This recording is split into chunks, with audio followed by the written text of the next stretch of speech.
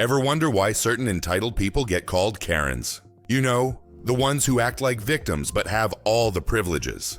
What happens when Bill Burr, the master of brutal honesty, decides to take these Karens apart with no filter at all? Bill Burr doesn't just throw light jokes around. He goes deep, tearing into the fake wokeness, entitlement, and hypocrisy that so many pretend to live by. But I think white women started it. It's the worst. The fucking worst. It's all they do is bitch, moan, and complain. I had no idea how difficult it was to be a white woman in the United States of America. Evidently, it's really difficult. These aren't just simple jokes. They cut to the bone. Imagine watching someone expose over-the-top woke culture and performative activism so sharply that you can't stop watching because it feels so real. That's a great fucking joke. There is zero fat on that. You need every word of that joke. You take one word out, it doesn't work. It's a perfect joke. So whatever, nobody gives a shit. One person comes in, they don't like it. They ask the manager to take it down. He's just like, hey, you know, that's our sense of humor here. You know, have a beer, go fuck yourself. So that's what we're doing. So raw. If you think you understand what being woke means, Bill Burr is about to shake your ideas to the core. He challenges everything you thought you knew and mixes truth with laughter. The real question is, can you handle the truth when it comes with a savage punchline? Picture the scene. A packed theater, the spotlight on Bill Burr, a single microphone, and him ripping into everything from white feminism to Hollywood scandals and fake activism. No one is safe. Rounded up all of these fucking animals, and they got rid of them, right?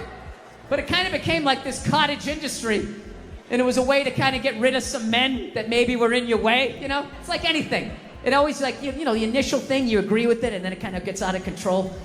So the crowd laughs, some cringe, and everyone thinks, because Bill isn't just here to entertain, he's here to make you see things differently. Maybe you've met a Karen before, at work, online, or out in the world. Maybe someone called you one. Either way, Bill's comedy hits home because this is about real people, real moments, and the fake masks we all wear sometimes. This isn't just jokes, it's a cultural knockout, a no-holds-barred look at entitlement and hypocrisy. In the next few minutes, you'll see how Bill Burr uses his sharp wit to expose the ugly hidden side of wokeness and entitlement. Things most people think but won't say.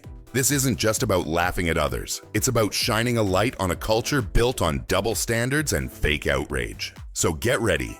This story shows how Bill Burr destroys Karens with savage humor and sharp truth. It's bold, it's funny, and it's necessary for anyone tired of the endless pretending. By the end, you might see wokeness in a whole new way, and maybe even ask yourself how much of this applies to you. Bill Burr kicks off by calling out a major issue.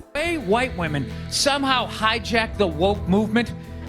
Generals around the world should be analyzing this. The woke movement was supposed to be about people of color, not getting opportunities, the at-bats that they deserved, finally making that happen.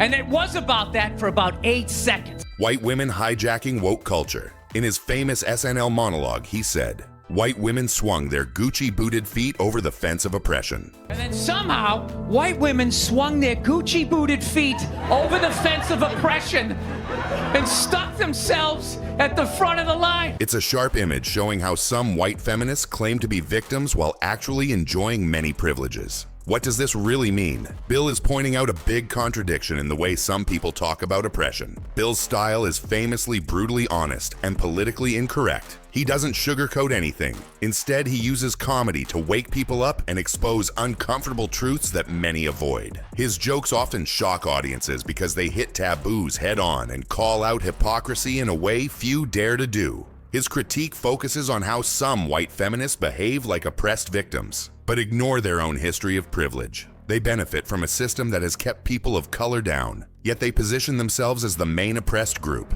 This is a tough truth that makes people uncomfortable, but Bill's comedy forces you to face it. There's real emotional weight behind the jokes. For many, it's a punch to the gut, but also a wake-up call. Are we really paying attention to who is truly oppressed? That was an interesting way to get to that Trump thing. You made Pat do that whole thing. Yeah, I know. How did? Yeah, but didn't you kind of fuck him with the music on the way up? You're like, he's gonna suck. It's just you put it in everybody's mood. It's like, can you give him a chance? Bill's humor challenges the audience to think deeper about inequality and privilege. He drops a historical fact bomb. White feminism has often ignored or even hurt people of color, even while claiming to fight for equality. Bill highlights this bitter irony to show that not all feminism has been equal or fair. Every fucking special I do, there's always one. Always right down the fucking middle. To make it relatable, Bill jokes, "You're sitting in the jacuzzi with me. What are you talking about?"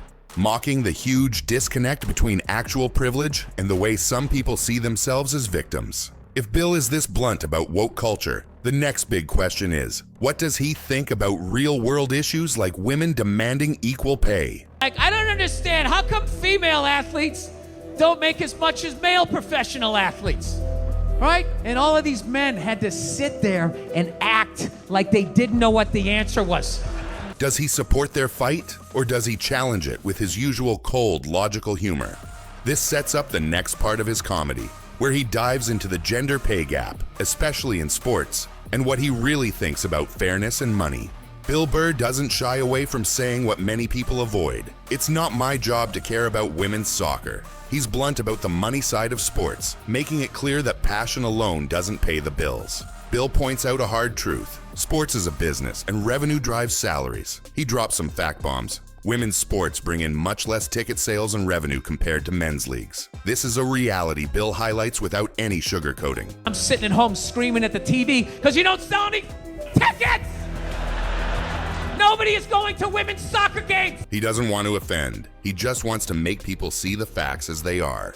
Bill's humor is sharp and sarcastic. He uses comedy to deliver this harsh truth in a way that cuts through emotions and forces people to think beyond just feelings. His jokes might sting, but they push the conversation forward. Here, the real conflict starts. Fairness versus money. Should female athletes get equal pay just because they put in equal effort, even if the business side isn't there yet? Bill challenges us to think about this complicated issue without the usual political correctness. To make it relatable, imagine a half-empty stadium for a women's soccer game while men's games are sold out. The difference in money is obvious, but does that difference justify the pay gap? That's the tough question Bill raises. There's emotional depth here too. Bill's take exposes the ongoing gender biases in society and asks if fairness is ever that simple. It's not just about money, but about how society values different things. If Bill is this honest about the gender pay gap, the next big question is, what does he say about Hollywood scandals, where image seems to matter more than truth? How does he handle those situations? This leads us straight to Bill's take on the infamous Will Smith slap at the Oscars, and whether he held back or went all in. Bill Burr didn't hold back when talking about the famous Will Smith slap at the Oscars. Will Smith went to India with some publicists to take pictures in front of the Taj Mahal, so he's all healed. I love that you have to go all the way to India to not know that you don't get up in the middle of an awards show and slap somebody. I had a woman come up on stage one time, chased me around the stage at Dangerfield. His sharp joke, "Upon the points to your fancy bitch our geo here." You have to go all the way to India to learn not to slap someone? Perfectly shows his sarcastic style. He used this moment to mock not just Will Smith, but the whole Hollywood scene and how people reacted. Bill's approach was clear. Hollywood cares more about keeping up appearances than owning up to real problems. He points out how award shows drag on forever, full of fake smiles, long-winded speeches, and empty praise. These events are less about honoring talent and more about self-promotion. He dropped a fact bomb by comparing the Golden Globes to a silly celebrity rivalry, Kim Kardashian versus Kate Middleton. This comparison highlights Hollywood's obsession with image and drama instead of real issues.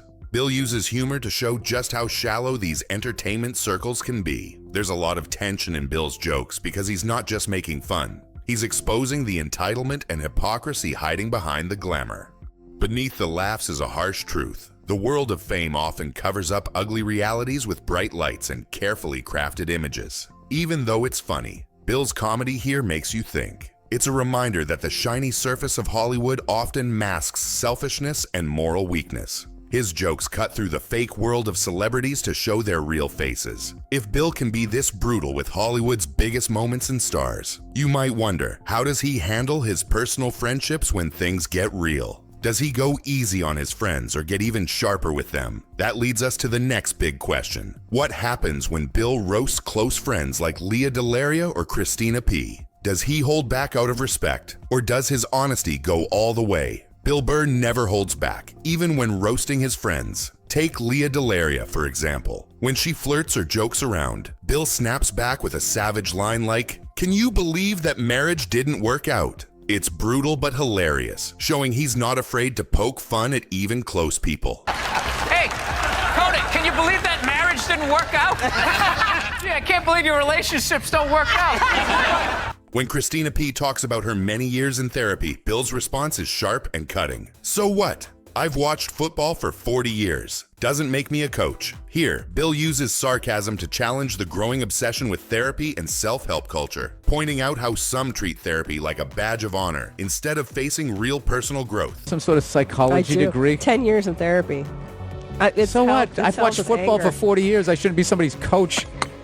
Then you're going to like superimpose your issues of the psychos in your life onto me. Bill's style slices through cultural trends like wokeness and performative victimhood with a mix of humor and harsh truth. He mocks how people sometimes use therapy or victim status as excuses to avoid true self-awareness and responsibility. His roasts are funny but carry a deeper meaning. They make the audience laugh but also think twice about modern social habits and trends. It's like watching a close friend get roasted. It's funny, but it also feels real and a little uncomfortable. If Bill can be this ruthless with friends, how does he handle powerful, respected women like Oprah or Michelle Obama when they speak out publicly? The other day, Oprah's on there. She's interviewing some clam, She's giving her this big, ridiculous intro. Like, she's done this, she's done that, she's done this, and she does the most difficult job on the planet. She's the mother, and continues on. Immediately, I just look at my girlfriend like, like, really? Being a mother is the most difficult job on the planet. Does he hold back or take aim just as fiercely? That brings us to the next big question. How does Bill react when Oprah claims motherhood is the hardest job? Or when Michelle Obama gets vocal on political issues? What's his take on these moments that many treat as sacred?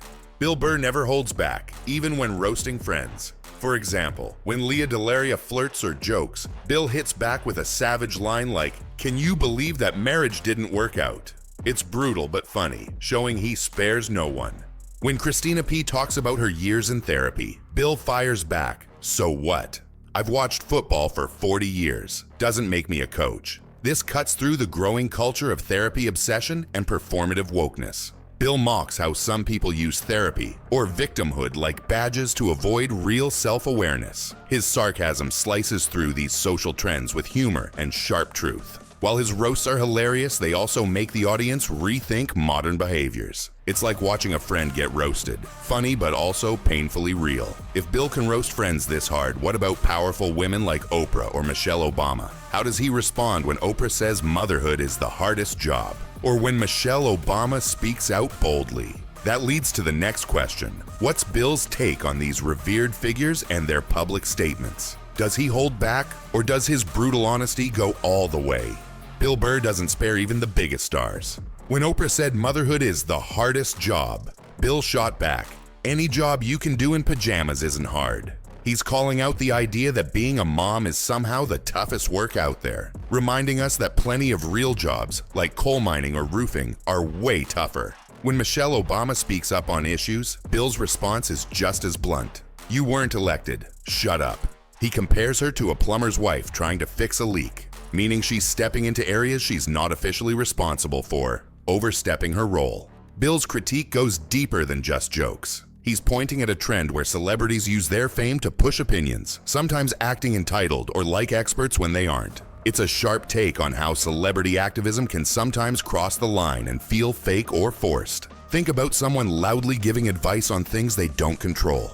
That's exactly the entitlement Bill exposes here. His humor cuts through the noise and forces people to question who really deserves the platform. If Bill can be this fearless with big names like Oprah and Michelle Obama, what happens when he faces rude hecklers trying to challenge him live on stage? That leads to the next question. When Bill Burr faces hecklers, does he back down or fight back with the same savage honesty?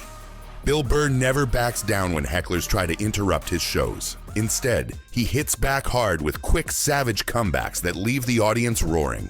One famous moment happened in Nebraska where Bill joked, "No Eiffel Tower here, $9,000 to fly here," poking fun at their pride and the expensive trip they made to see him. This shows Bill's skill in turning tense, awkward moments into pure comedy gold. Instead of getting flustered, he uses the heckler's energy to deliver some of his sharpest, funniest lines. The crowd hangs on every word, waiting for him to land the next verbal knockout. It's like watching a thrilling battle where Bill always comes out on top.